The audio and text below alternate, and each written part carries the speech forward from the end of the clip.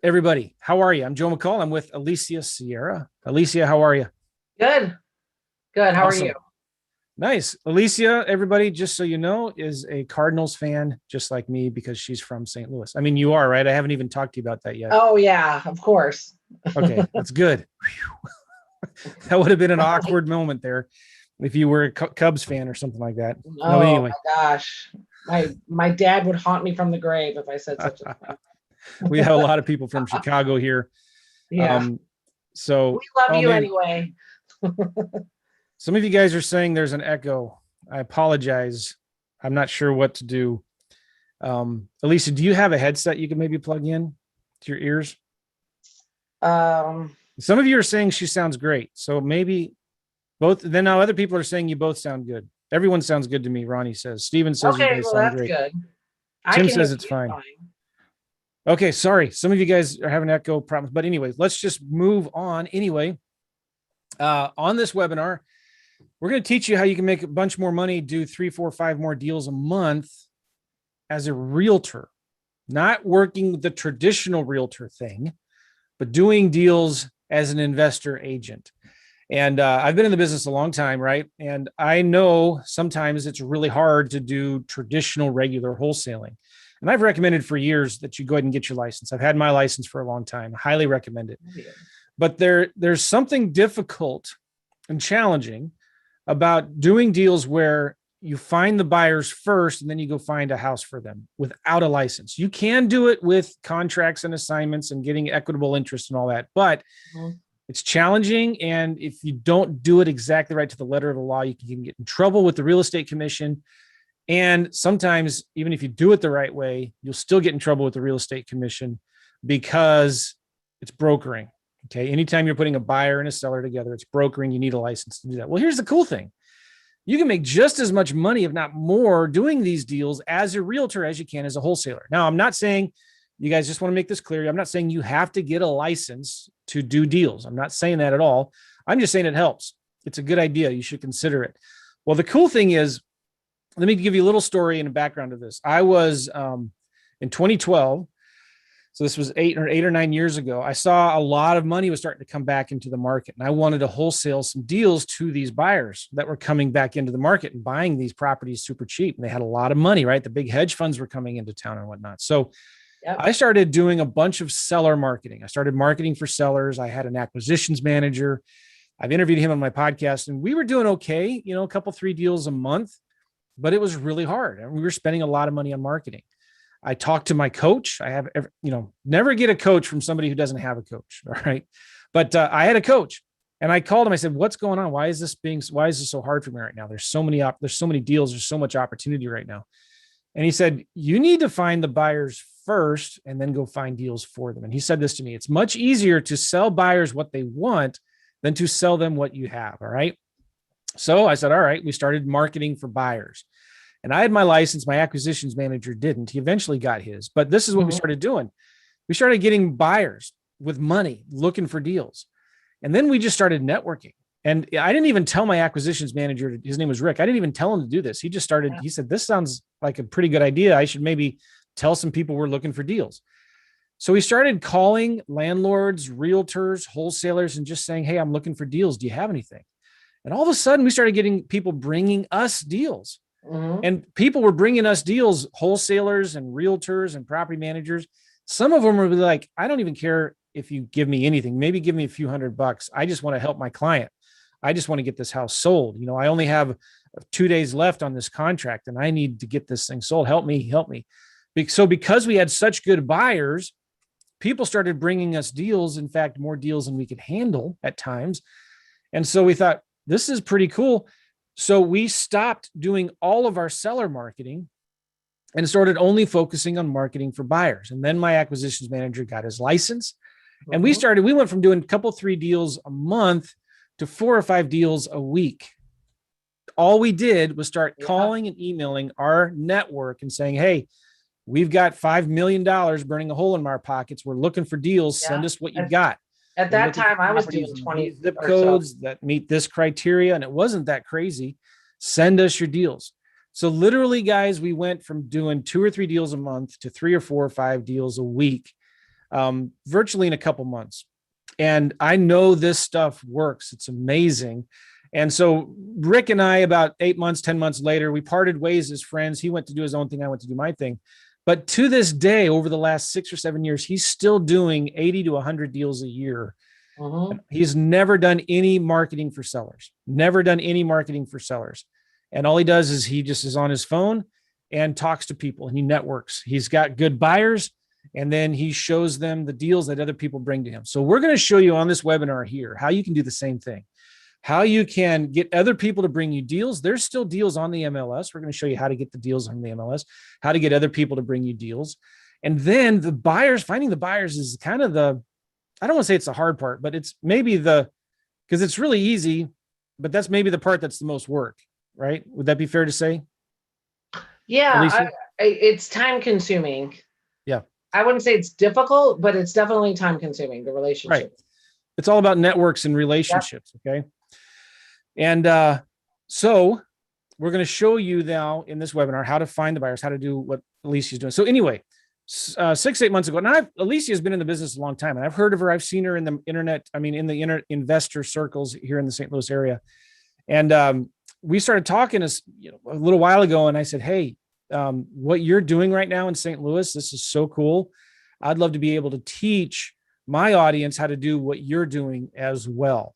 And so she agreed to come and do a 4-week case study with us. And so we're going to be teaching you in this webinar right now, kind of a big overview of what we're going to be doing starting next week. Next week, we're going live for 4 weeks. We're going to be teaching a class on Tuesday and then doing a coaching call on a Friday. And Alicia and I are going to be teaching you how exactly to do this. So if you are an agent and you want to make some extra money, you're tired of chasing listings. If you are an investor and you have your license, or you're an investor and you're thinking about getting your license, we're going to show you some of the easiest ways to do deals as a licensed real estate agent. Still doing investing, you can still call it wholesaling, right? But Yeah. this is a lot easier. And since you have your license, you have a lot more options. All right. Now, let me just tell you real quick, and then I'll shut up because Alicia has got so many cool things to say. We are starting this case study next week. We're starting next Tuesday. And if you want to join us, I'm going to give you a link right now. And I'll put it in the chat here as soon as I'm done talking, but it's investoragentcash.com. All right. Everybody right now, if you're interested in doing this case study with us, starting next week, we're teaching classes live. So you can come in and answer or ask questions.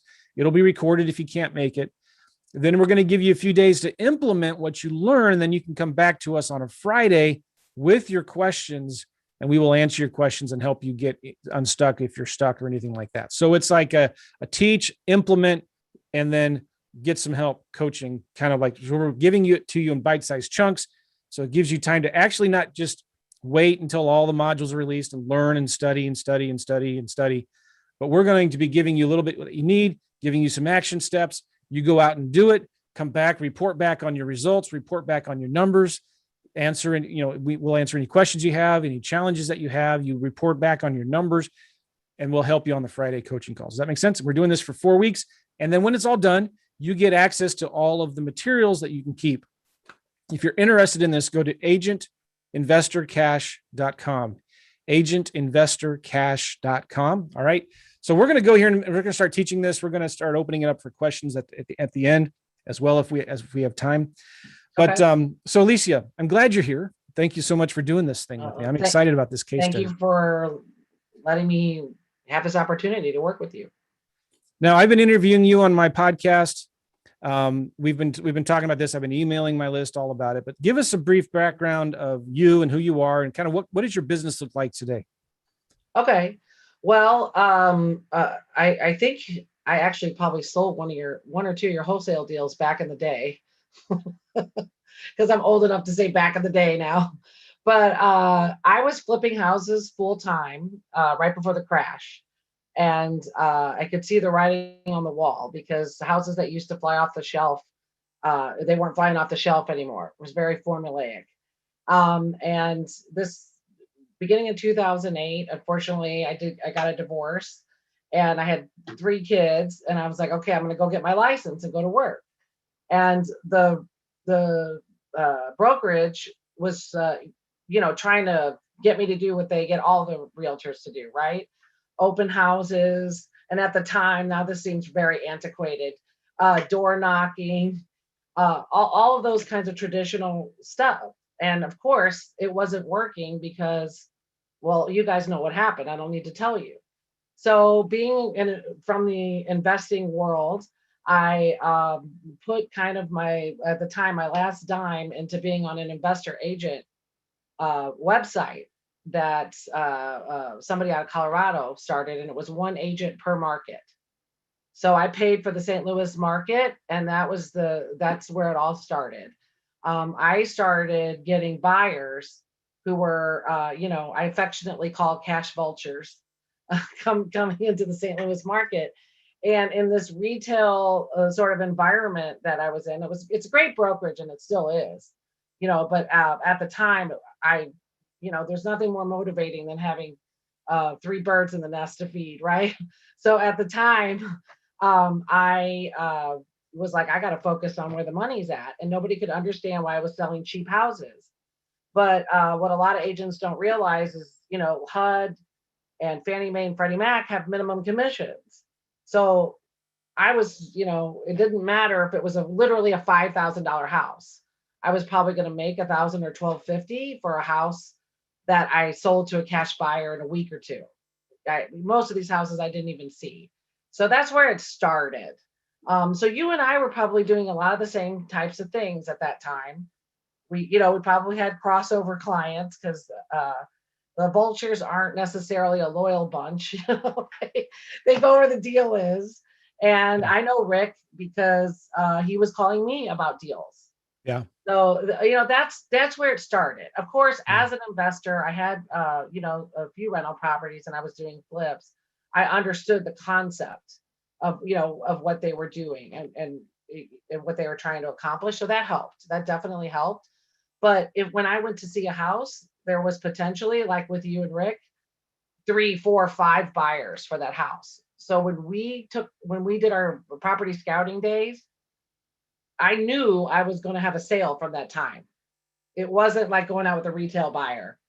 One buyer, at that time, that was a buyer's market to the extreme. So one buyer, countless homes to choose from versus several buyers. And yes, there were a lot of homes, but they moved quickly, as you know. They would go into multi-bid and move quickly because they were such good deals. So that's basically the basic story of how it started. So it's evolved from there, and I was able to adapt in any market. So when the foreclosures dried up, it wasn't a problem to pivot to turnkey rentals. Yes, I work with buyers and first time buyers. I just I have a specific market that I focus on to leverage my time, and we'll get into that in the course.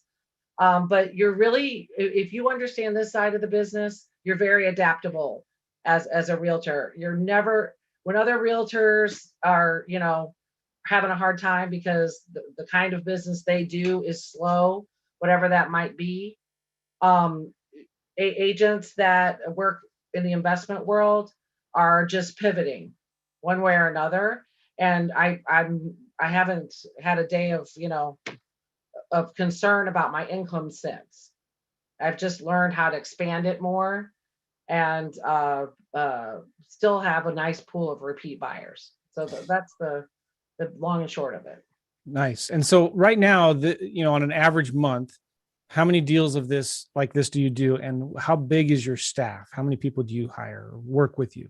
Well, up to now, I've been pretty much a solo agent. I work with showing agents on the retail side because I don't want to work all day Saturday and Sunday as far as running around, all over God's creation. So I don't work as a retail showing agent very often, but it's me and one assistant, and I'm about to hire a second assistant, and I'll be slowly but surely starting a small team now. But all along, it's basically been me and a virtual assistant, and then a few showing agents that I collaborate with. Nice. I'm just now to the point where I'll be expanding into a team. So this course I think it's going to be extremely accessible for either investors who are about to become agents or just got licensed, or solo agents. There's a lot of these courses that I see, and sometimes it just seems unattainable. I'm not running a boiler room of of Yeah. 20 agents and doing 50 million a year. I am making a good six-figure living, and I'm not, necessarily killing myself um, all weekend long and on that, hamster wheel per se. Yeah. Coming up, my head pops up from my last two deals, and I don't know where the next one's coming from. So I think it's a very, very accessible, because I know over the years as a solo agent, you see that and you just think, how how am I supposed to be making 100 to 250,000 a year? Like, that just doesn't even seem, feasible. And as you mentioned, some of those agents that seem like they're selling a bajillion dollars, a lot of things are eating away at those commissions, those gross commissions. Oh my So gosh. I mean, you're making more than with one assistant than realtors are making with a team of 5 to 10 people. Like I'm talking net take home, right? that Because might be the case in some instances. Yeah. yeah, it's real sad to see. And I've coached realtors through this as well. So I know exactly what you're talking about. All right. So we're going to teach in a minute, kind of the steps. What are the steps involved for doing these kinds of deals? But for you, like over the last year, what would you say? How many deals did you average a month over the last 12 months? Well, I last year in 2020, and I keep in mind, unfortunately, I had to take about a third of the year part time to off because of a relative my mom. I had to take care of my mom a lot, but I still managed to close 85 transactions. Hmm. So I would say over the course of my career, it's been anywhere from like 60 to 120 transactions. 60 But to 100 a year. yeah, And all you're talking about, I mean, this is so easy because if you guys know any of it, the traditional realtor things, you're chasing listings, you're knocking on doors, you're passing out flyers, you're sponsoring local little events. And these realtors work extremely hard. You may not think so, but I mean, like I they work work well, hard, and it costs a lot of money to put those billboards but out yeah. there, right? But anyway, you're just talking about finding these buyers with Mhm. money and then bringing them deals. And you're not going around showing homes. The cool thing about buyers, guys, is that um, they're not like your picky buyer that wants to nitpick everything, right? Yeah. They're just looking for the numbers. The numbers got to work, right? That's number one. Number two, Yeah. they're repeat buyers, right? Yep. They're not just buying one house. They're not dependent on getting financing and all of the hassles with that, right? And getting approved for mortgages. But they're repeat buyers. They've got the cash or the access to the money already. They're experienced. They're not emotionally involved and attached to these properties. They're business people and they're looking for They're solid deals. business people. Even the new ones, even the new real estate investors aren't new to investing. Yes. So it's not like they understand about returns, and they're not, like you said, they're not emotional, they're prepared, Oh, and they understand the process. yeah, and this is huge too because there's a lot of turnkey companies out there that have these big operations that turnkey properties. We're not, Alicia is not managing any rehabs. She's not managing any rental properties for her clients, right? All No. she's doing is bringing them deals and then bringing them resources. Here are 2 or 3 property Yes. managers that you should call. Here Yep. are 2 or 3 contractors. So you are not doing the turnkey model, which is there's a place for that, but that's a lot of work. You have to have a It lot of is. overhead. In the past, I've been kind of involved in that, and it's a lot of work. And a lot of risk. So your guys are going to learn from my trial and error. You're going to Yeah. learn a lot. I'm going to save you a lot of trouble. So, All right, good. I'm excited about this. So let's talk about the steps. Step number 1 is what? Like, what do people need to do or think or know, understand about how we do this, Alicia? well, I want to go back to what you were talking about with relationships, and talk about learning from my mistakes. At the beginning, I didn't do as good of a job as keeping the database, keeping in touch with clients, et cetera, as I do now. And so that's a big part of it as you build your book of buyers, your little black book of buyers. And you also have to understand, when it comes to investing, yes, there are clients, and we'll get into this in the course, There's a certain type of client that's a little more dedicated to working with you only. And then there's certain kinds of buyers who are in the market for opportunities. So the big keys, there's two parts of this. There's your buyers and the relationships there, networking within your market, like Joe mentioned, wholesalers and other agents are a huge part of it. So always, conducting yourself in a professional and friendly, likable manner is very important, because otherwise, why would they want to sell a deal with you again? And the last part of it is uh, wait, I lost my train of thought. Okay, so we've got the buyers are open in the market, so you've got to be putting the deals in front of people. You have to actually look at the market, most days, if not every day, 5-6 days a week. You've got to be, if you're not doing your own seller campaign, which you don't have to, like Joe mentioned, to be successful in this, you have to be putting the story of a deal together and getting that in front of people. And now with technology, it's so much easier. I mean, yeah, we've had email before, but now, like, the platforms that are available to you. I know Joe uses a platform from Freedom Soft.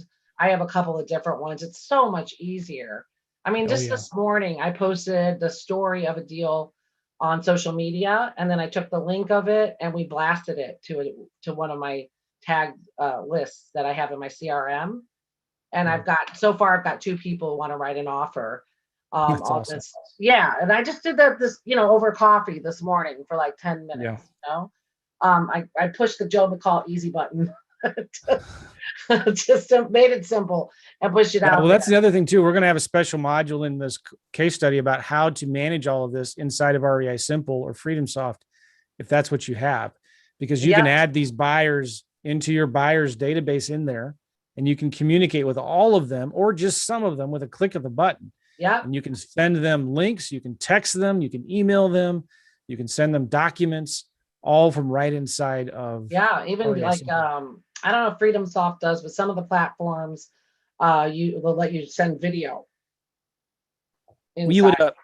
yeah, you would attach or a link to a video. It'll play when they open the email and stuff. So Yeah. I mean, the hardest part is just choosing which one to use, and then take it from there. And we'll talk about your famous line as it applies to this too. Don't ask how, ask who, Yeah.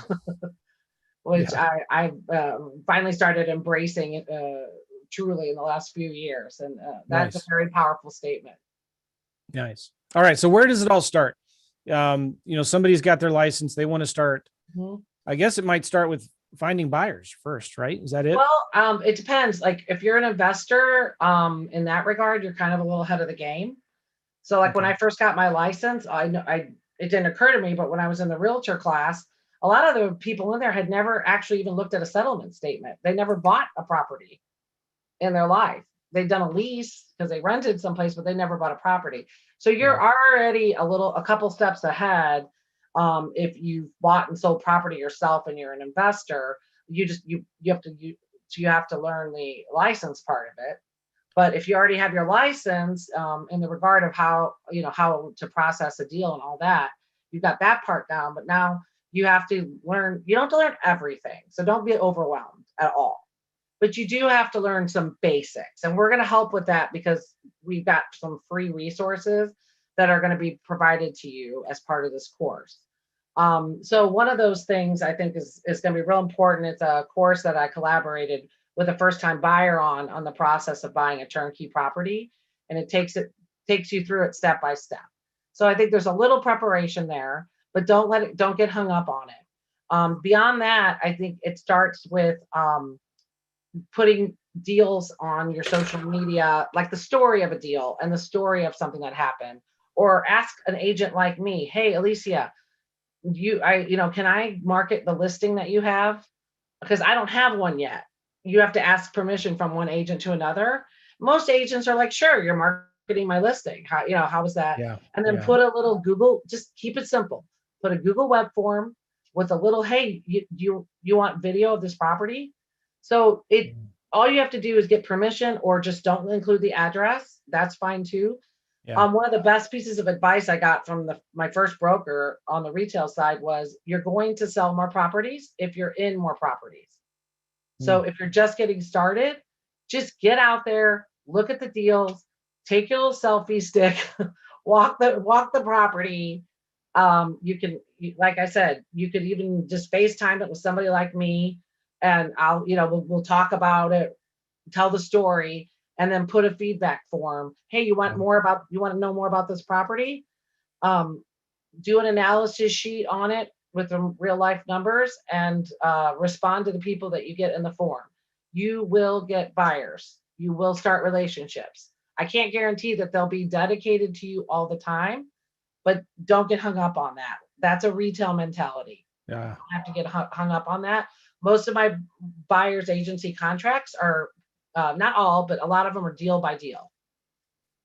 And that's fine, because when I learned this a long time ago, when you bring value, they end up working with you almost all the time anyway. So just don't get hung up on that. Just So bring. you don't give them exclusive buyer agency agreements. They most, and you know this because you wouldn't do it if you didn't have a license and you were just an investor. Yeah. And you could think I was the best investor buyer agent you ever worked with, but you would not sign an agreement that wasn't property specific to the offer that we were writing. Yeah. You just wouldn't, Yeah. right? Because you need to be open to any deal that any agent brings you. Right. The thing is, it takes so little to be better than most agents in the residential investment space, because they're not bringing their valuable deals on a regular basis. And I know, because I'm on the receiving end of, I never turn down an agent list. I'm open on reverse prospect. That means any search that I have, an agent can send me a deal that meets that criteria on the MLS, which is something else we'll get into in the course. And I don't get that many emails, and I don't get texts from realtors. Wholesalers are better marketers than realtors.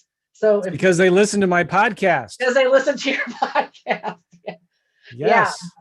Because as you like to say, when you're in investment real estate, you're a marketer more than anything else. You're in marketing. And realtors, by and large, they're not good at marketing. It takes so little to stand out. It really, really does. You just have to put deals, but people want the details that they want, and we're going to teach you what that is. Yeah. So finding the buyers, it's just simple as really, I call it the flap your lips method, right? Flap your lips. You need to start going to the local real estate club meetings, right? You need to start being active in the communities. We're going to show you a list of all of the online sites that you can go to, like Bigger Pockets. And there's a lot of really good books or groups in Facebook, a lot of good books in Face Group, where you can join these groups. And that's fish in a barrel. It's fish in a barrel. You're talking you about. Don't even have to post deals. You can go look at the people that put their emails below a posted deal, and just save it in a saved, marked save private thing on Facebook, and have a VA go and pick up the emails. I mean, that's just kind of a no-brainer. I'm even going to show you guys. There's a tool that you can get. It's a Chrome add-on. If you see if there are emails visible on a page, you can click this thing and it'll scrape all the emails. So a lot of times you see this in Facebook. People will put their emails on there, and you can just scrape their emails and send them an email using something like Gmass. But the point of this is finding the buyers are easy. There's lots of buyers right now looking for deals, and you can go and lurk. LURK, is that the right word? You can go, kind of just. You need to be active, right? But hey, who's looking for deals in St. Louis, Missouri? I've got some here for you, right? Let me know. Yep. And they'll come to you, right? And we're going to show you in the case study how to create really cool professional property sheets on each of these properties that you can send to them. We're even going to give you access to the software for free for a few months. But you can find a realtor who's got a good deal or a semi-good deal, right? And ask them, hey, can I advertise your property? Most realtors will say, yeah, no problem. And then you put together this property flyer, and it's an 8-page report that covers, It has pictures and details about the property. You can hide the address if you want, right?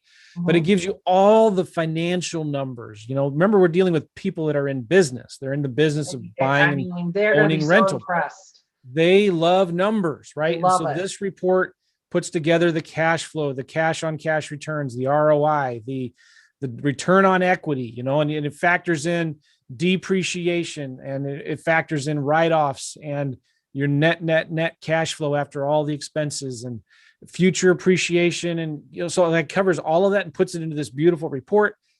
And you can send it to people if they're interested in a deal. You can also put that on on websites, really easy. But that's, finding the buyers is, we're going to cover maybe 6 or 7, 8 different ways to find these buyers. They're out there right now. You just start networking. We're also going to show you how you can find them with direct mail. One of my favorite ways to find active buyers that are buying out of state is go into another market like Memphis, Tennessee, or Indianapolis, or Cleveland, Ohio. There's a lot of investors outside of those states that are buying rental properties there, right? It's really easy to get those lists, and you can send them letters saying, "Hey, I see you're an investor. I see you're an investor, and you're buying some property in Cleveland. Let me tell you a little bit about St. Louis. We're the premier real estate investing company in St. Louis. We help clients like you all the time find deals. If you're looking for some good cash flowing properties, call me. My number is this," right? And they'll call you. It works really, really well. Yeah. I know you're picking up nuggets right here in this webinar. So yeah. So the finding the buyers, let's talk now. Some people were asking questions about brokers. Okay. You have to hang, if you're a realtor, you have to hang your license with a broker somewhere, right? Yes. Yeah. Let me talk about that real briefly. Yeah. So I am a real estate salesperson. I've not put the time into getting my broker's license because that's not the business that I want to be in. Running a shop. No. It really is so expensive. Don't worry about, we'll get into a little bit about that later in the course about picking a brokerage. And then there's certain rules, and this is where investors get hung up, as you know, about getting their license, because when you're doing business with people, yes, you have to disclose to them that you are a licensed real estate agent. So you have to be transparent. It's really not the deal killer that you think it is. So yes, you have to find a brokerage. And like I said, we'll get into that. There are reasons to pick one kind of brokerage over another, depending on how you are doing your business. So that's basically going to be, I'm an investor primarily, and I'm going to get my license to leverage what I'm already doing into extra money. Or over here, I'm a real estate agent primarily, and I want to have steady income and be more versatile in the market and maybe start doing investing. So we'll get into what you should be looking at a brokerage, depending on which you are more of, A or B.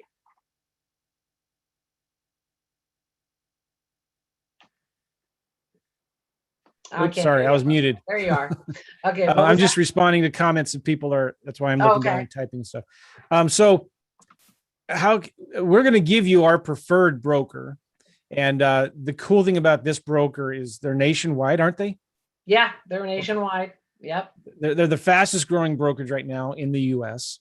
Yeah. And it's virtual. Like you do not have to be in the office, right? It's not like your traditional broker where they're going to require you. You know what? If you're doing business, you're not in the office anyway. Yeah, exactly. So you can work from home or the coffee shop. Yeah. You can work from the beach in Croatia, which I've done before. You can make money from bed and keep your dignity intact. All right. That's what I like to say. Right. All right. So we're going to be talking about, the brokerages that we use and recommend. The other thing I was going to say is talk about the commission splits. A lot of people ask about that. Like, how much do you have to pay your broker? And is it going to, do they keep, 50% of your commissions or whatnot? If let me just say this, generally across the board, don't go to a brokerage that doesn't have a commission cap for you. So, and I would go, a lot of them will bring you in initially 50-50, which is brutal, and then make you earn to a certain level before you get a better split. But I wouldn't do anything less than 30. So 30, 70 or 20, 80. So you give the broker 20 or 30% of each deal. But by all means, I don't care how new you are, you have to negotiate or have one that already offers a cap so that you're not going to give them more than so much money in over the course of a year. That's So what you're talking about is a good broker may say, yeah, you have to pay us 20%, but after a certain amount every year or every month, you keep 100% after that. Is that what you're saying? Exactly. Yeah, exactly. That's exactly what I'm saying. There's no cap. So if this really takes off, you're just paying it, in infinity, in perpetuity. Yeah. And would you mind sharing a little? Would you mind resets. sharing what you're at? Or not. You can share with who you are with if you want, but like, what is your commission agreement? Yeah, this is good. This will illustrate exactly what I'm talking about. I just left a boutique local brokerage, which is a great brokerage here in St. Louis that is perfect for investors wanting to kind of leverage their license. You can because small brokerages have fewer rules and restrictions than nationwide corporations for obvious reasons. And I went to eXp Realty, and I'll tell you why. Most of my clients, among other things, obviously, technology is just part of the game now with real estate, and disruption is happening left and right. And that's only a larger brokerage like an EXP with a platform and the dashboard, the tools can help a solo agent leverage technology affordably and more easily. But on top of that, I have out-of-state investors, like you mentioned, going into other similar markets like Memphis and sending them mailers. So my clients will consider opportunities just about anywhere in the US if the deal makes sense for them. So I'm going to be much better able to bring them those opportunities and find and vet. They have the trust with me. So they're very interested in the idea of that I would vet a realtor in another market that they could extend that trust to. So we'll talk about how when you have your license, you can add to your income through referral fees. And this is much more feasible on the investor side. It could be a regular thing on the investor side. I just received a referral from an EXP agent in Kansas City, and the referral is an EXP agent in California with international buyers. Yeah. So that's exactly what I'm talking about. So it brings you into a whole world of networking that just doesn't really. It just kind of here and there will happen on the retail side. But my clients are excited about me moving to EXP because they automatically understand what that means for what I can do for them. Yeah, EXP is a great organization. If you guys are interested in EXP, just make sure you give them Alicia Sierra's name. Okay. Yeah, or just reach out to me to talk about it. Yeah, we'll talk about that in the case study. Yeah. So Alicia, I'm getting a lot of good questions here in the chat. I'm going to be asking them to you in a minute. But I want to ask you about does EXP, do they have that cap? They say we don't charge you anything after a certain amount. They have a small cap and a larger caps because some people are part-time. Okay. I'm obviously on the higher cap, which is 16K, and then they have a half cap option. So like 16K a year, right? 16K for a year. Yeah, not calendar year, on your anniversary. Okay. Year. Nice. Mm-hmm. Nice. Yeah, that cap is real important. That just means anything above that, you keep 100% of. Right? That's right. And the technology is amazing. The nationwide network is really good. All right. So, and personally with me, I'm with Keller Williams. I've been with Keller Williams for a long, long time for the main reason they leave me alone. Right. They leave you alone. Yeah. I don't do so, and I've just been with them for the longest time. And right. You don't have all that like pressure to come into sales meetings every Tuesday or now it's a little different. Obviously everyone's on Zoom, but nonetheless, the resources are there for as much as you want to plug in. Yeah. All right. So let's move on here. I got some questions that people are asking like, hey, finding buyers is easy. We get it. Finding the deals is hard right now. Right. And somebody else is saying, hey, I'm in Nashville where things are flying off the shelf. And yeah, I got it. What let's talk about that. How do you find the deals for these buyers? What are some of Okay, your favorite I can ways? give you plenty of examples just from the last few weeks. Yeah. I am in your simple lease options. Uh, it's more my husband's that's doing it, but Yeah. we did the seller campaign where you guys just set it up for us, right? And I'm not looking to do traditional listing presentations per se, but if I have a VA calling 4 hours a week, and at the end of the day, I get a lead or two or three or none. And that in some cases, this week, somebody said, yeah, I want to sell it. I've been renting it for a few years. It's in a nice city neighborhood. It was rehabbed about 4 years ago. Okay, nice property, right? I got the vibe that she had landlord fatigue. She didn't want to be doing this, but so I call her and she's like, well, I'm already working with a realtor. And I said, okay, would you be interested in a no hassle sale? Can I get a preview? You mentioned that your tenant's moving in 3 weeks. Can I get a preview? I have a pre-approved buyer. They'll don't bother with the painting. They'll just do an inspection, take it or leave it inspection, and close fast. And she had a realtor who I know because I've been doing this a long time in this market. And he emailed me, and we're going to get the buyer in before they go active on the MLS and get a Well, shot at this is so awesome, guys. Let me just tell you why this is such a big deal. Because some of you are asking me, like, well, I didn't think you knew, you're talking about reverse wholesaling. How is this different? Yeah. This is different because we're doing it the right way. Okay. You can get in trouble doing reverse wholesaling the wrong way. Now, there's a way to do it the right way, but it's through assignments and equitable interest and all that. But like, you're brokering the traditional way you do reverse wholesaling. You find a buyer first, you find a seller, Yeah. you bring them together. That's brokering. You need a license to do Right. that. And this is a $250,000 property. It's not a Right. So here's 50,000. the awesome thing about this. Alicia is using the marketing that I teach to wholesalers and lease option investors on finding deals, right? When you're an investor and you're approaching a seller, you're like, hey, do you want to sell your house? And what are you doing? You're making them a cash offer at 60, 70 cents on the dollar. And maybe you're making them a lease option offer at 85, 90 cents on the dollar, which is better, right? But now as a realtor, Alicia can tell them, listen, other wholesalers are going to come and offer you this house is worth, just round numbers, it's Right. worth 100. You're going to get other investors and wholesalers that are going to come to you and offer you Mhm. $60,000, $70,000. I have a buyer right now who's willing to pay you $90,000 for this Right. house. Right. So it's like, you can't say that if you're not licensed.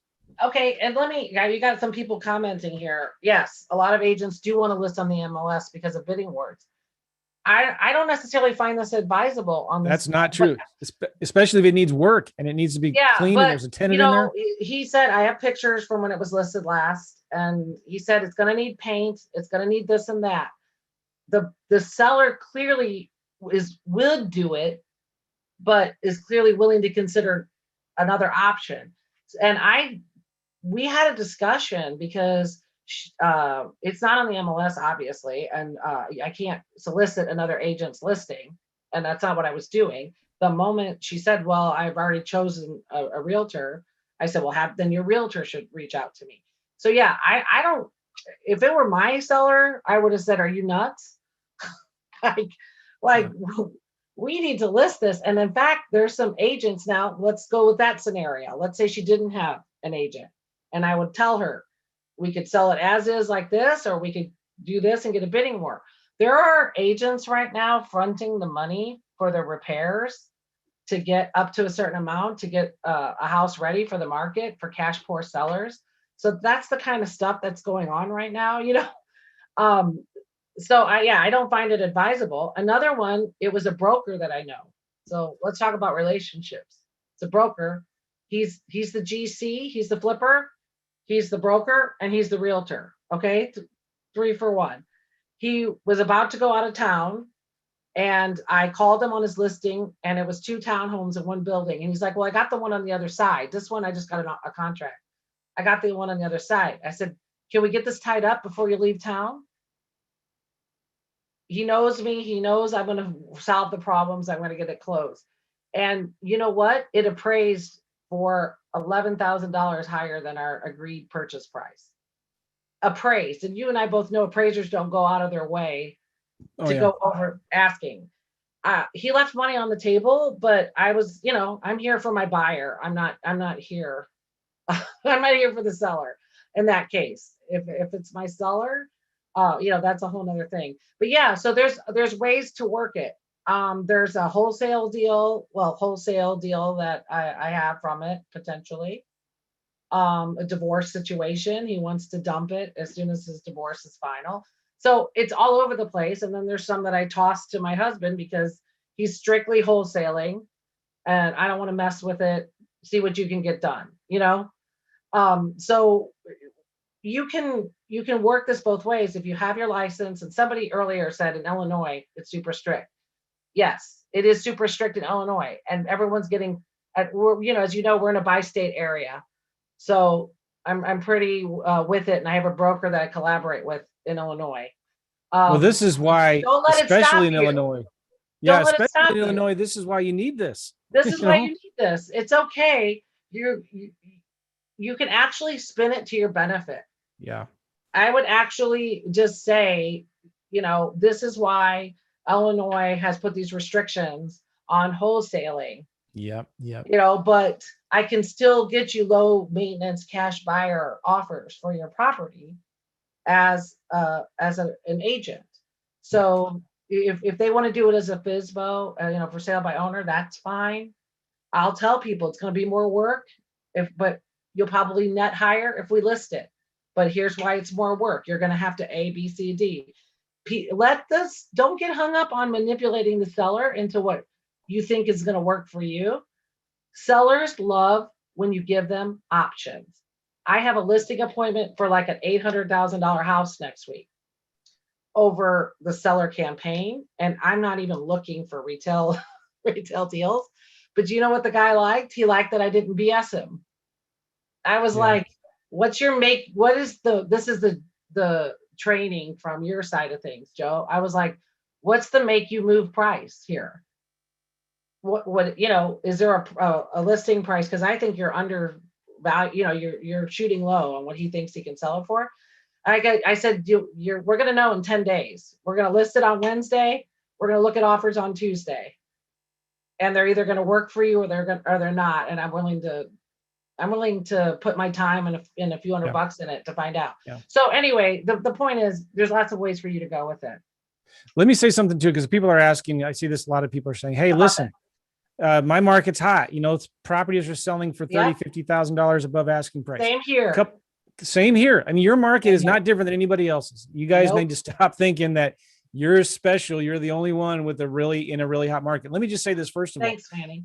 I've looked at a lot of research on this, and I've gone into the hottest markets, and there are still hundreds and hundreds of homes in these hot markets that have been listed on the MLS over 30, 60, 90 days. Yeah. Okay? Yep. Not everything sells immediately. It doesn't. There are still expired listings. Yeah. We're really low inventory right now for sure. So the inventory is really low, but I got two major points I want to make here with that, because you still go into even San Francisco or San Diego or Nashville or Denver or any of these hot markets, DC, Washington, DC, you're still going to see properties that have been on the market over 60 days. Go look at Redfin right now in your market if you think it's so hot. If it is, why are there still properties on the market been on the market today for over 60 days? Now, let me say another thing too. This is a stat that's been proven over and over again in any market cycle. At least 5 to 10% of all home sellers that are wanting to sell their home are motivated sellers. Let's just be conservative, 5%. Okay. Okay. But that means every month there is another 5% of people that need to sell or want to sell their house that are motivated. So there's not like just this finite supply of motivated sellers. Every month, something else happens. Life happens. It's a landlord who's just frustrated. Yeah. How many motivated landlords are there right now who haven't gotten paid any rent in a year? Yeah, that's definitely going to open up as soon as that moratorium. Yeah. So then you've got people that still get divorced in a hot market. Okay. Yeah. They still I just want to get out of this rental business. I want to get out. People lose their jobs. People get job transferred. So there are lots of reasons. There will always be motivated sellers, even in a hot market. So the main ways that we find deals for these buyers is number one, the MLS. Okay. Don't ignore the MLS. Just a couple weeks ago, I was in Louisville, Kentucky. I sent an email to a realtor on the online here from St. Louis. It was listed for $99,000. I sent the realtor an email. Would your client accept something between 60 to 70? It was listed for $100,000. I sent an email. Didn't even talk to the realtor. Would your client accept anything between 60 and 70? And guess what she said? Yeah, probably on the higher end, maybe around 70. So like, here's the thing, guys. What you do is you contact agents who have had properties listed in your price range in the good rentals areas. And which by the retail buyers aren't buying homes in those rental areas. Okay. And you ask the agents that have had properties on the market over 30 days, is your client negotiable? Would they consider something in this price range? Okay. That's number one. So look on the MLS. Number two, there are a lot of wholesalers that are already out there finding the motivated sellers. Okay. And here's the cool thing. If you have the best buyers that are willing to pay more than the other buyers, all those wholesalers will start bringing their deals to you. They'll start bringing deals to you because you have the buyers that will pay more than anybody else. Yeah, I get calls from wholesalers because I was a selling agent. So I make sure all my deals are recorded on the MLS. Yes. Even the FSBO ones. Okay, so we have a couple questions over here. Did you see this? I don't understand the strategy clearly. Do you represent investor buyers for properties on the MLS? Patrick, I would say all of the above. So the bottom line of the strategy is when you have a license, you can bring deals don't have to die because you have more options than a wholesaler does that you can bring a seller. So, I mean, that's basically the bottom line when you say. Sorry, I'm muted again. Yes, you have a lot more options. So you have a lot more options. The main strategy is you represent the buyers. Okay. Yeah. And you either get paid from the seller or from the buyer. Depends on how you negotiate the deal. Or both. Or both. You're right. And usually you'll make $3,000 to $5,000 on a normal deal. Sometimes a lot more. But on the low end, you'll be making a minimum of $3,000. Yes. Usually between 3 to 5. But remember, these are, at least in the Midwest, these are cheaper properties. These are properties priced $50,000, $40,000. Yeah. Yeah. 50 to 150, right in that price range. So we're not dealing with the really nice suburban properties in the great school districts. We're looking for cash flowing rental properties mainly, right? We're not selling fix and flips. We're mainly selling to landlords, people who want to buy rental properties. Okay. And because we're going to be teaching you how to constantly be marketing for buyers, you're going to be finding the best buyers who are willing to pay the most money for these deals. And so you're going to be getting all the other investors to be bringing you their off-market deals because you have the best buyers. This is why it works in any market. Okay. And you can still do this virtually. So if you lived in Nashville and it's too hard to find cash flow rental properties there, I would slow down a little bit because there are investors buying rental properties right now in Nashville. There are. You need to find out. Rents are going up too. Yeah, rents. Well, yeah. So you need to find out where are the landlords buying properties, maybe not in Nashville, but you have the entire state of Tennessee right there, right? Yeah, that's a whole nother conversation, the outlying markets. Yeah. You talk about that as well. Right. All right. Yeah. So listen, we are at an hour. Okay. And I promised you guys we'd finish at right at 11. We have so much more that we could talk about. We need to wrap this up. And maybe Alicia, you can stick around for a little bit and maybe answer some questions that people have. Sure. But I do have to go. Let me just tell you guys one more time. And would that be all right with you, Alicia? If you stick around and maybe stick around for a few minutes. Okay. Mm-hmm. I'm just going to shut my camera off in a minute here. But guys, again, if you go to agentinvestorcash.com, agentinvestorcash.com, some of you are asking, how can we reach Alicia? Well, you're going to get her in the case study. Okay. Yeah. She's super busy. You can't just call her and ask her questions. She is busy working with clients, doing deals, and she's going to be super busy over the next 4 weeks working in this case study with you guys. So if you want to sign up, go to agentinvestorcash.com. I just put that link in the Zoom chat. It's also, if you're watching this on Facebook or YouTube, it's in the description. Yeah. Agentinvestorcash.com. There's a 4-week case study. We start next week. So what we're doing is On Tuesdays, we're going to be teaching this live, and we're going to be showing you detailed step-by-step how to do all of this stuff. You're going to get all of our resources. Okay. We even have as a bonus live calls that Alicia has been doing with clients and sellers and buyers and title companies and like everybody involved in the business. We're going to be giving you live calls that Alicia does, recordings of them. Then we're going to be giving you the resources. We have some software that we're going to be giving you free access to as part of this case study. So you look professional right out the gate, even if you've never done one of these deals before. You're going to look very professional and you're going to stand out. We're going to show you how to find the right broker to work with and all that stuff. Yep. So we'll be teaching it live on Tuesday and then having time to answer all your questions. And then on Friday, we're coming back with a coaching call live, where even if you can't make these, they're all recorded. Even if you can't make the coaching calls, you can submit your questions in advance and we will answer them live, and you can listen to the recording and find your answer. And then we're going to be doing this for 4 weeks. Yep. And don't forget the Facebook group. Oh my gosh, I forgot. We will have a private Facebook group just for these folks that we can answer all your questions. Alicia and I will be in there every day answering your questions as we go through this process. So I'm excited about this. Anything else we should say? I know I'm skipping a lot of things, but if you go to Agent, I think the bonus materials are actually quite a bit. I got a colleague of mine who is a commercial broker. He did a course on analyzing cash flow deals. Oh, I forgot about that. And on understanding commercial lending, which commercial just means you're lending to an entity. You can buy a single family house flip with a commercial loan. So he's got a lot of insight and tips about using commercial lending, because not all of my buyers are cash. I've got buyers who use conventional commercial financing. I have an 11 unit under contract right now, and hooked them up with a local commercial lender. So you want to make sure that your buyers can access resources to buy. So we're gonna give you resources for that as well. Well, that's so important to understand too, because you may be completely new and you may not have these resources. We're going to be giving you resources that you can give to your buyers on how to get the money, because your buyers, they may have cash, but they may be looking for more. And you're going to be able to give them resources to get all the money they need to buy as many properties as they need. Okay. Right. We're also going to be giving you resources like it may be a new investor that just wants to understand how do you safely buy and invest in real estate.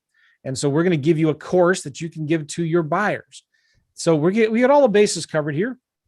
And this thing closes, and as I'm looking at the page right now, in 2.5 days. So if you want to sign up, we're shutting the doors Monday, either Monday morning or Monday night. I'm not sure. Go to investoragentcash.com. Once it starts, it's closed. We don't know if we're going to do this again. Value for the price, like a lot. That's a lot of coaching and value. I pay a lot more for coaching. All you need to do is just bring one buyer to one deal, and you've paid 3 times over for the investment. Yeah. Yes. If after this course you can't close one deal for 3,000 to 5,000, then we have done something wrong. So I guarantee you'll be able to do this. That. This is one of the biggest no-brainers that I've ever done. And we're even splitting it up into 2 payments and not charging you any interest or penalties if you want to split it up into 2 payments. So go to agentinvestorcash.com right now. Check it out. Just get more information. Agentinvestorcash.com. There's a video there, me and Alicia talking about this. I have another phone call I got to get off for, but Alicia, you're going to stay here and just answer some questions. Is that all right? Can you see the chat? How do they get a link? Will it be automatically emailed to them, the link to this replay? Well, I've already put the link a couple times in the chat. Okay. But you guys are going to just go to agentinvestorcash.com for the replay. And some of you are asking, can I re-listen to this recording somewhere? Yes, it's in my YouTube channel and it's in my Facebook. Great. So just go to YouTube, might be the best place to see it. But I'm going to just mute myself, turn my camera off, and Alicia is going to stick around and ask some questions or answer some questions in the chat. We'll see you guys next week. It starts agentinvestorcash.com. Thanks, Alicia. We'll see you soon. All right. Thanks. Thanks, Joe. All right, guys. You got to forgive me because I'm technologically behind. So let's see. Yes, Shanna asked, do you enjoy this niche more than the retail realtor niche? I do enjoy the niche because when I work with a retail buyer, which I do work with retail buyers, but only in specific geographic areas. So I don't have to spend quite as much time running around. And it keeps me in touch with what's going on with the market, and that's important. But the thing about working with investors is um, typically that relationship is more in touch and ongoing, and they're repeat buyers. So last year, uh, I think like half of my buyers bought more than one property, and they're the rest of them, almost all the rest of them are looking still. They just haven't gotten around. They haven't found the right thing, or they're not ready to buy again. And it's just easy because now you've built trust. They understand how you operate. You have rapport, so it's good. It's I do enjoy it more, and also I learn from my investors. A lot of them know a lot more than I do, at least in a particular their investing niche, and I learn from them. How would this work if we did it virtually in another state, being I'm not licensed in that state? Rick, I would think that you could collaborate with an investor agent like myself. I collaborate with wholesalers here, and I have had occasion to work with wholesalers. I've got a new connection with somebody out of California who's from Kansas, and we're collaborating. You have to give value to get value. I give her feedback on market and value information, and she's going to toss me some of her leads that she can't work with for one reason or another. Um, Let me see. Do I teach how to work with your assistant or VA? I can touch on it during the course, and you can ask more questions. I don't teach it per se. I will just say this: you have to decide how much your time is worth per hour. And I have learned the hard way. You'll make more money delegating away everything that you're not good at, you don't enjoy, or can be done for a lot less money an hour. And I would just as soon hire a pre-trained VA. And there's companies that you can do that with, and it's still a lot less expensive than local hiring options. Um, oh, we'll get into structures for compensation. It really depends. Michael Davis is asking this question. It depends on how formal it is. Sometimes um, I might just do just a basic referral because it's in a market that I just don't work, and that's 25% commission. If it's somebody that was personally referred to me, it's more relationship based or repeat person. It could be if they work on my team. It just depends on if they're on an hourly already or not. But for the team structure, I would say you would have to do a minimum 25% at the close. Some people will pay an hourly, but I don't see how that's very motivating at all, and how they're not vested. Don't be too cheap. It also depends. I got one. It started at 25, but we've written 5 hours, or excuse me, 5 offers, and it's just not fair to the showing agent. I'll probably pay 40 to 50 when it finally closes. Honestly, she's just showing every weekend ad nauseum. So be fair. Could you touch a little more on how you teach finding opportunities? I'm licensed in Oregon. I don't really need to find buyers. Finding sellers has been tough. Well, Joseph, I would probably toss that question in the course to Joe on the logistics side of it. But in general, I don't know if you were here for the whole thing, but I touched on a few examples on the MLS side, and that I have a VA. We pull zip lists, skip trace, the VA calls, and you will find sellers that way, believe it or not. And there's other strategies as a licensed realtor that you can employ that are kind of wholesaler minded.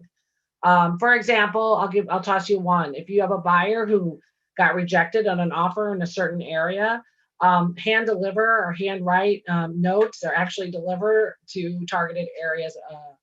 How you have a qualified buyer and they were outbid on a certain property, and so you have qualified buyers in their area if they were considering or looking to sell their house, because everywhere there's somebody who is thinking about moving, or has to move in 6 months from now. You just haven't heard about them yet. So this is strictly cash sales. No, Dan, it's not strictly cash sales. I will say that my out-of-state buyers, I highly encourage them to get a pre-approval for conventional lending with a local bank. Some banks will not work with out-of-state people that live out of the area. So you have to find those resources and bring them to your buyers. Or the commercial lending part. And during the course, we're going to give you an entire resource around how commercial lending works. So basically, I don't rely on cash buyers, no. But before we start looking for property, we make sure that they're pre-approved with a good lender. When I have a buyer who's looking and I find a potential property they're looking for, how do I not give them the address? I just post the story of the property here. You guys go to my Twitter and you can see an example of that. And then they DM me and we get, in more specific touch. And I also put deal analytics on a spreadsheet that is a live document that my buyers have access to, and that has the link to the MLS listing if it's a listed property. If a buyer says what they're willing to pay and the seller is saying they want to sell at a higher price, I guess it's up to me to try and get them down a little. Yeah, Lynn, it's always up to us to try to craft a deal and put parties together. And if it doesn't work, you move on and, put them on a drip campaign. And sometimes they're still there later. Sometimes they're not. Sometimes they come back to you. The case study, that link that Joe put has more details on it. But basically, we have, there's a Facebook group that I'll be visiting every day. It starts on Tuesday and we'll have a live class, but you can watch the recording later and you can pre-submit questions, and then a coaching call just for Q&As on Fridays. So every Tuesday and Friday afternoon for the next 4 weeks is how it's structured. And then you'll be given the notes from the course afterwards and a bunch of actually, it's pretty incredible, the resources that you're going to have in addition to the course. Manny, I wouldn't worry too much. I mean, if you're working with your broker, they should know that you're an investor. You just have to ask your broker, what are the rules?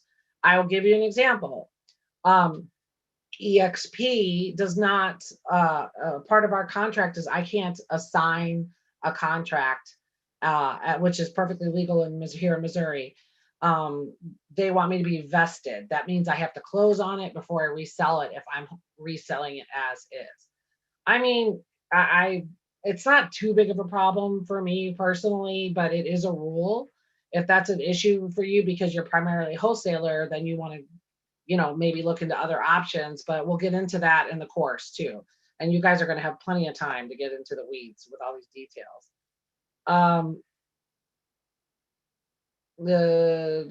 What else? I'm gonna have a couple more minutes. I got to go get ready to do a walkthrough on property.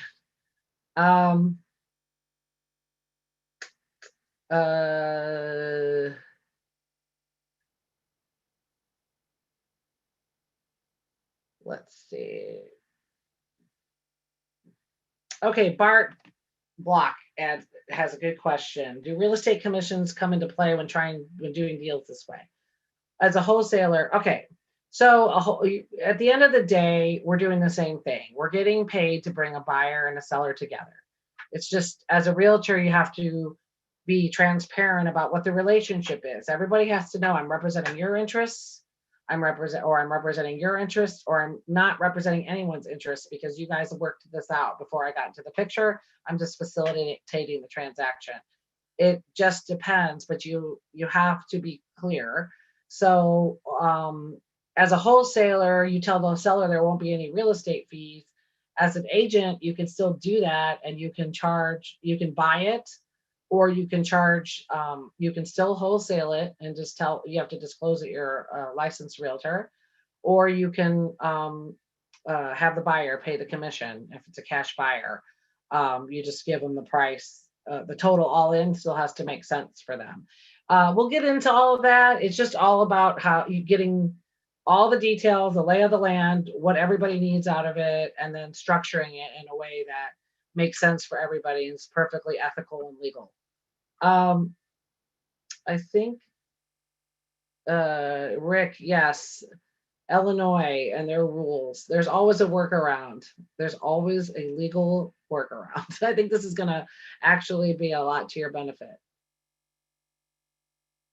I'm just transparent with people.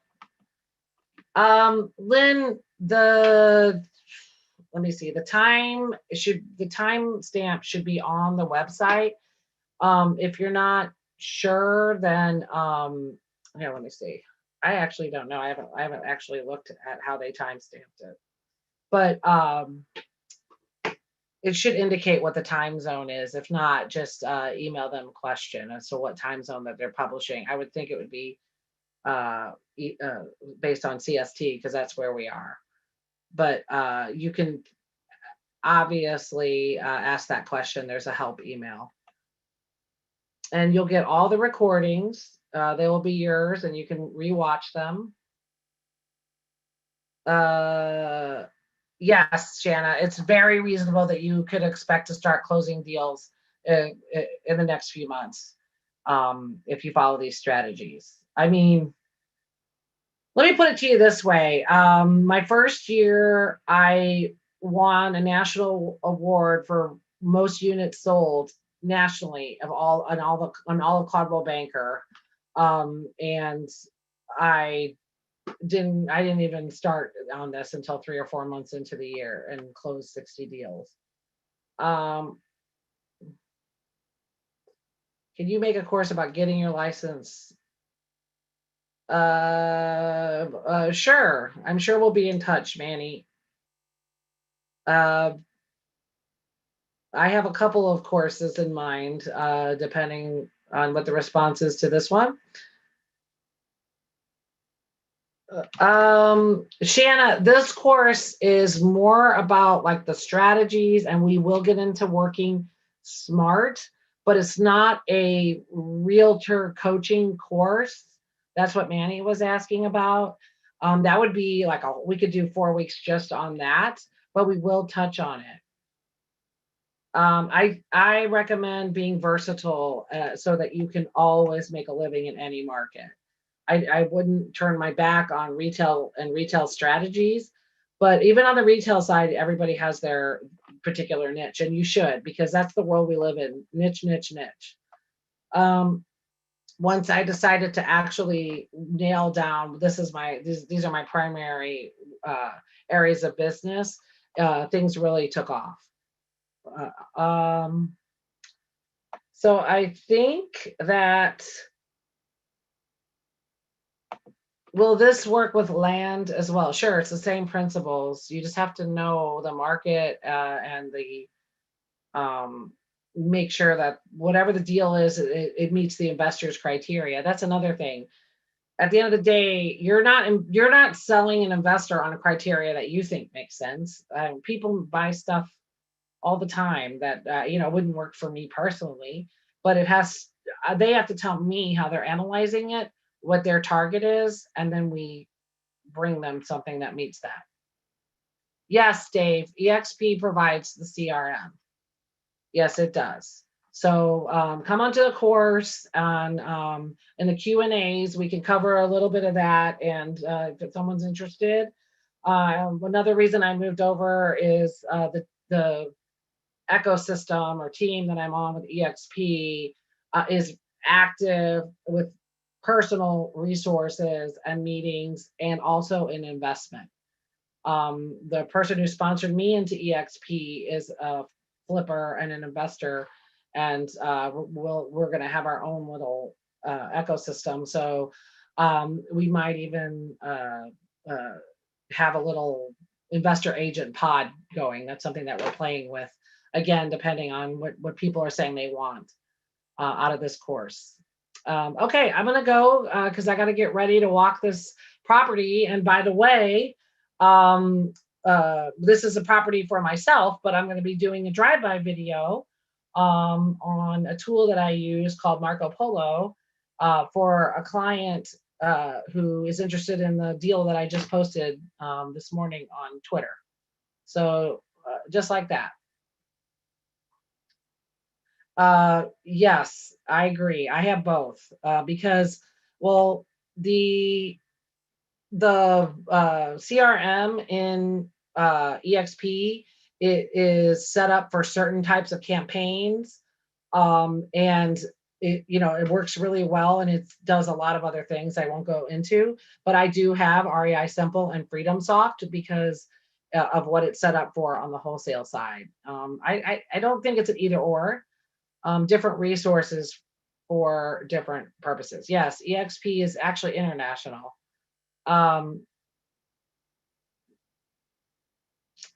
Okay. Let me post my Twitter address again. Follow me. I will put the investor agent link up there as well. I've been trying to break the next, here, I'll put the link for that on my Twitter as well.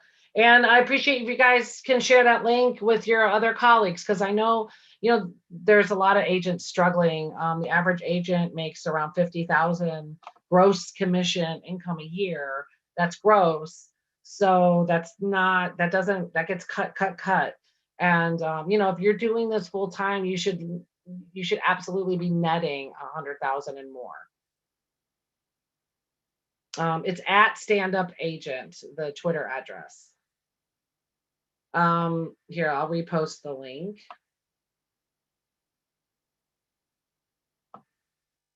And I cannot overestimate to you guys the value of the free bonuses. I did a course about how to buy your first time, or how to be a first time rental buyer with a first time buyer of mine he pitched it to me. We did that course on Gumroad. And it goes into the nitty gritty of the process of the sale. There's a lot of strategy to this because not everything that goes under contract closes, and any wholesaler will tell you that. So you can have a much higher closing ratio when you apply certain strategies, and we can't teach everything in this course. But a lot of those little nuances are in there, and has extra resources, interviews with title people, property manager, etc. Thanks, you guys. I appreciate you spending your time. I hope you got some value out of this hour and a half almost, and I really hope to see all of you next week. I've closed over 1,000 transactions. There's a lot of value that I can offer anybody in the business because I've every time you think that you've seen it all or experienced it all or solved all the problems in real estate, something else surprises you. So Annie, last question. There'll be a contact information that you can request. I might do more focused. I will in all likelihood do more focused, lower cost kind of subscription based realtor coaching on the side with a few of my colleagues who have expertise in other strategies that I'm not the expert in. I can analyze them, but there's a lot to every strategy in this business. So thank you guys. I appreciate it. You can get a hold of me on Twitter. And I hope to see you all next Tuesday. Have a good weekend.